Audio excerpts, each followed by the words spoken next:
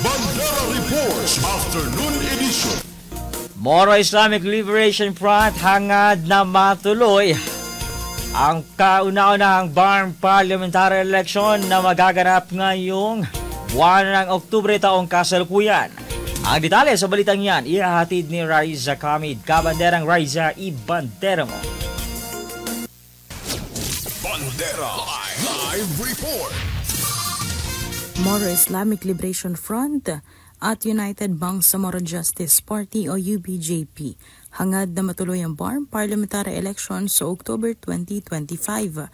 Bagamat wala pang nakahain na panukalang batas sa Kongreso na magpapaliban muli sa BARM elections, nananawagan si Iqbal sa Kongreso at Senado na huwag nang bigyan ng pagkakataon na papospone muli ang BARM elections. Nakahanda na United Bangsamoro Justice Party sa kauna-unahang BARM elections sa Oktubre, ayon pa kay Iqbal.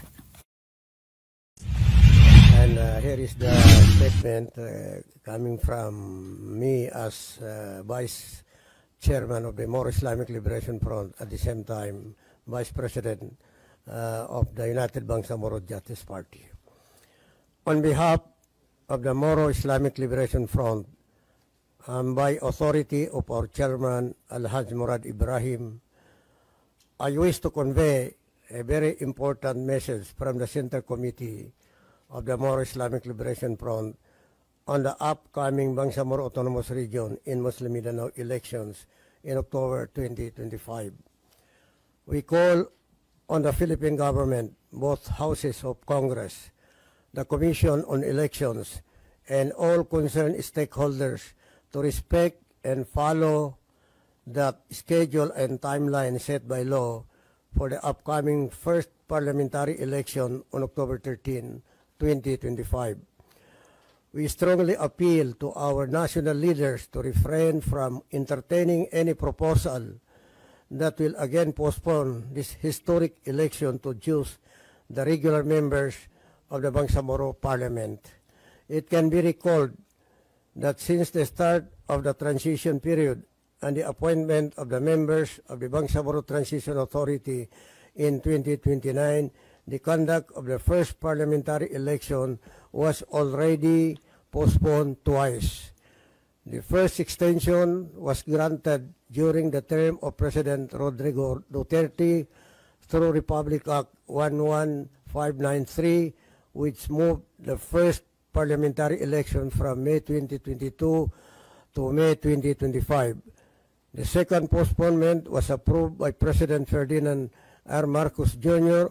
on February 21, 2025 through Republic Act 12123, which pushed back the election by 5 months.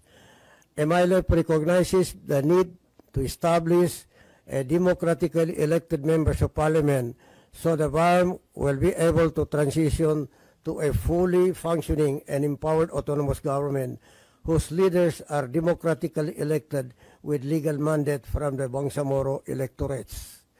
At this point in time, while there is no pending bill filed in Congress, yet seeking for another postponement of the October 13, 2025, the MILF is very much concerned over reports reaching us that there is again another move to postpone the parliamentary election to 2028.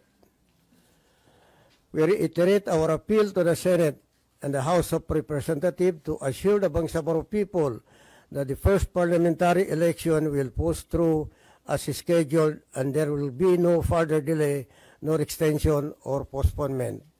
This is the essence of democracy, and the MILF is ready to seek legal mandate through the sovereign will of the Bangsamoro people in a clean, fair, honest, and credible election. The MILF, through the United Bangsamoro Justice Party, is ready to submit to this democratic electoral exercise, and we are willing to accept its outcome even if we lose or win. Peace in the Bangsamoro is precious but fragile. It is obtained through the long and arduous journey of negotiations that led to the creation of the Bangsamoro Autonomous Region in Muslim Mindanao. Let us not waste the gains we had made. Thank you very much.